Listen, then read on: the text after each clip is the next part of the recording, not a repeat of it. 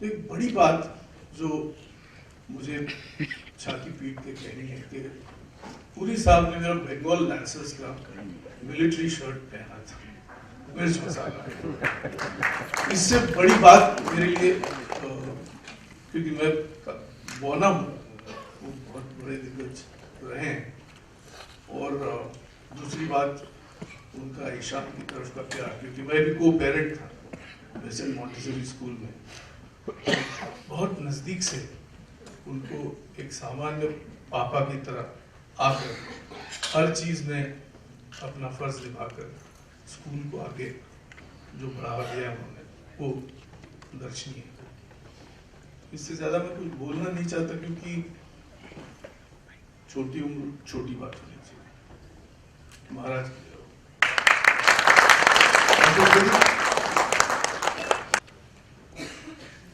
दोस्तों नमस्कार। मुझे सच में उम्मीद नहीं थी कि इतने लोग यहाँ पर आज जमा होंगे, क्योंकि अक्सर लोग अपने अपने कामों में व्यस्त रहते हैं और जब इस तरह की कुछ बात होती है तो लोग नहीं आते हैं। लेकिन ये देखकर ये लग रहा है कि ओम, मैं ओम इसलिए बोल रहा हूँ क्योंकि ओम मेरा क्लासमेट था और मैं उसको ओम जी नहीं बोल सकता, क्योंकि दिल तो मेरा कहता है कि ओम जी ही बोलूं। लेकिन क्योंकि हम साथ में एफटीआई में 1974 से साथ में थे, मुझे याद है कि एफटीआई में जब हम दाखिल हुए तो हमारी क्लास में 11 एक्टर थे, मेल्स, 7-8 लड़कियां थी। उस समय आपको सबको पता ही है कि 74, 75, 76 में, उस जमाने में 70s 80s में कन्वेंशनल हीरो का जमाना था। मतलब अगर कोई एक्टर बनना चाहता है तो कम से कम 5 फुट 10-11 इंच हो, अच्छी बॉडी हो, शक्ल भी अच्छी खासी हो, तब एक्टर इंडस्ट्री एक्सेप्ट करती है, वरना नहीं करती। इस तरह की एक धारणा थी। सब किसी तरह के एक्टर आया करते थे उस जमाने में।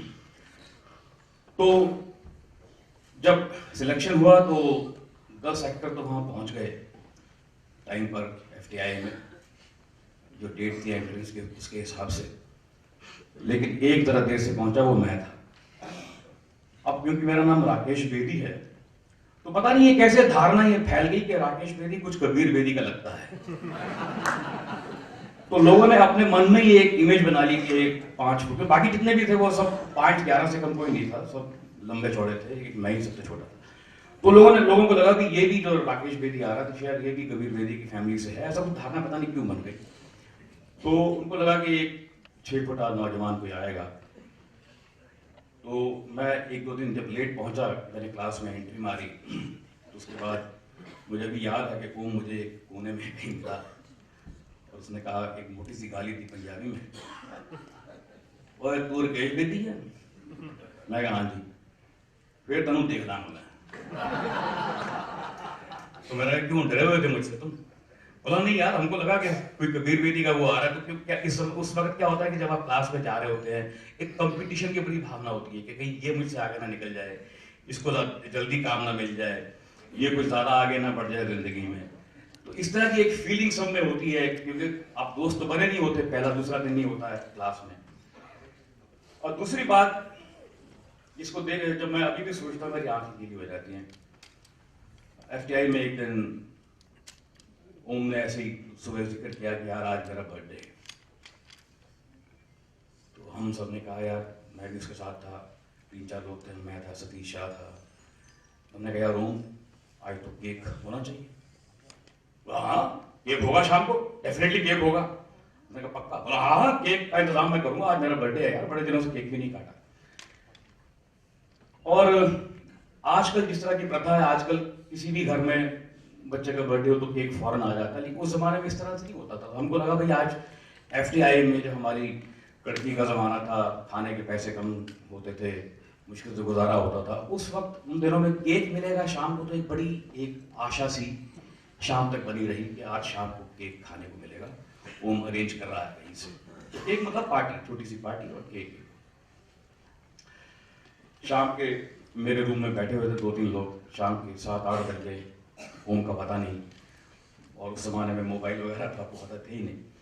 सडनली दरवाजे पे मेरे नॉक हुआ और ओम अंदर आया। उसके हाथ में एक थैला था। तो मैंने कहा ये क्या है? बोला केक। केक दिखाई तो नहीं दे रहा। बोला एक मिनट है। उसने थैला खोला, उसमें से 5-6 कप केक निकाला, जो छोटे होते हैं ना, वो उस जमाने में 30 पैसे का एक आता था, 30 पैसे का एक। तो तकरीबन वो 6 केक 1 रुपये 80 पैसे के थे। तो वो केक निकाले और हमने भी उसको इतना एंजॉय किया। वो 6 केक हमने टेबल पे रखे, उन 6 केकों के सेंटर में एक मोमबत्ती जलाई, ओम से फूंक मरवाई और वो केक काटे और हमने खाया। ये जब भी इस बात को याद करता हूँ मेरी आंखें भीगी हो जाती हैं। और दूसरी जो मुझे एक बड़ी अच्छी और इम्पोर्टेंट बात मुझे याद है कि जब गांधी फिल्म बन रही थी तो रिचर्ड एटनबरो यहाँ पर आए थे और साउथ बॉम्बे के एक होटल में ठहरे हुए थे और कास्टिंग कर रहे थे। तो मैं भी उस जमाने में स्ट्रगल कर रहा था, ओम भी कर रहा, उनको हर अच्छे रोल मिल चुके थे। तो मुझे पता चला कि वहाँ कुछ एक्टर्स जा रहे हैं रोल पाने के लिए, तो मैं भी वहाँ चला गया। मैंने स्क्रिप्ट सुनी थी गांधी की, तो मुझे जो भी चुनिंदा रोल थे उनके बारे में कुछ आइडिया था। तो मैं रिचर्ड एटनबरो से मिलकर बाहर निकला कमरे में से, तो मुझे ओम मिला बैठा हुआ। तो मुझे उन्होंने वेट करने के लिए बोला कि आप वेट कीजिए, आपको बताते हैं क्या डिसीजन है हमारा। तो मैं बैठा रहा, बाद में थोड़ी देर बाद ओम निकला। मैंने कहा ओम क्या हुआ यार तेरा? बोला मेरा हो गया। मैंने कहा कौन सा रोल? तो उसने रोल बताया। मैंने कहा वो बहुत छोटा रोल है, वो तो खाली एक सीन है यार, तो वो रोल करेगा। तो मुझे अभी भी याद, उसने मेरे कंधे पे हाथ रखा, मुझे बेदी बोल रहा था, और बेदी देखिए मैं एक सीन की फाड़ के रख दिया।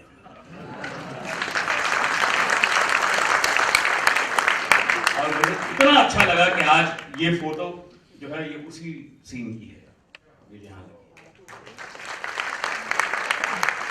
तो आप इमेजिन कीजिए कि जो अच्छा कलाकार होता है उसको रोल की लंबाई का मोहताज नहीं होता, वो सिर्फ एक सीन। और आज हमको याद करना है, और स्टेज पे ये फोटो लगी है, ये मेरे लिए पर्सनली, क्योंकि मेरा बड़ा अच्छा दोस्त रहा वो। उसके बाद भी और कई जगह हम मिले, जब भी मुझे मिलता था एक ही बात बोलता था, यार बेटी कोई जोक सुना, कोई जोक सुना। अब मुझे याद है कि अभी कोई 6-8 महीने पहले की बात है, हम लोग कहीं जा रहे थे, वो कहीं और जा रहा था, मैं कहीं और जा रहा था, एयरपोर्ट पर मुलाकात हो गई। तो लॉन्च में हम बैठ गए, तो मैंने उसको देखा, तो देखते ही मैं उसके पास गया। मैंने कहा ओए ओम जोक सुनावा तुम? एक मिनट ठहर गया। तो कुछ फोन पे था और कुछ उसकी पर्सनल इश्यूज थे, वो फोन पर तकरीबन आधा घंटा लगा रहा।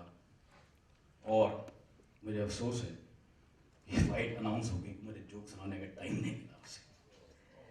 मैं बस यही दुआ करता हूँ कि वो जहाँ भी हो खुश रहे, लेकिन हमारे दिल में तो हमेशा रहेगा। God bless him.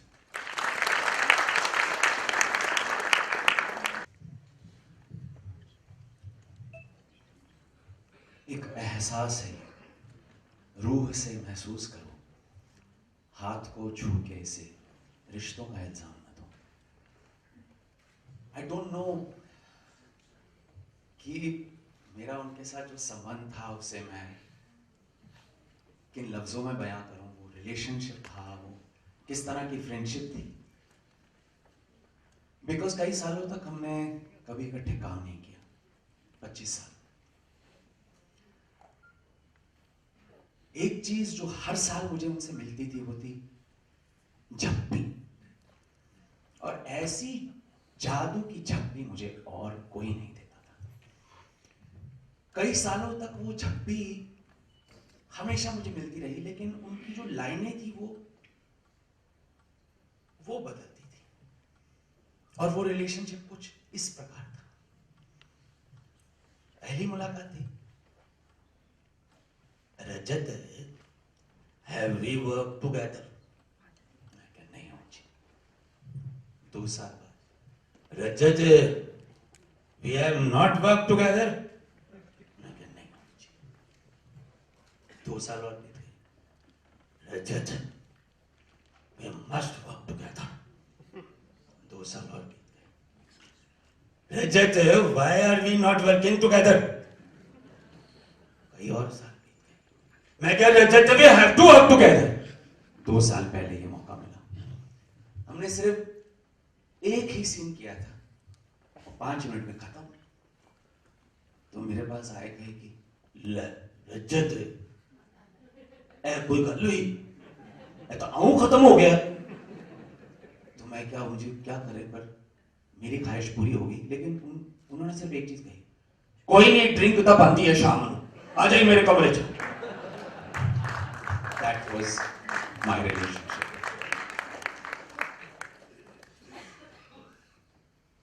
I think we spent more time off screen than on screen, as you know. We only did one scene together.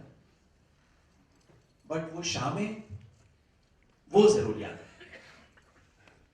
और मेरी अपनी पहली फिल्म की लाइनें मुझे याद आती है जब मैं उन शामों के बारे में सोचता हूँ। ये शामें सब की सब शामें, क्या इनका कोई अर्थ नहीं? घबरा के उन्हें जब याद किया, क्या उन शामों का अर्थ नहीं? And I think the biggest thing and the greatest thing about him, we are here to celebrate his work, his contribution to Indian cinema. But for me, वो हमेशा, because of his attitude and his humility, he will always be an example. He will always be that symbol to look up to. वो हमेशा एक मिसाल मेरे लिए थे और हमेशा रहेंगे। Thank you ji.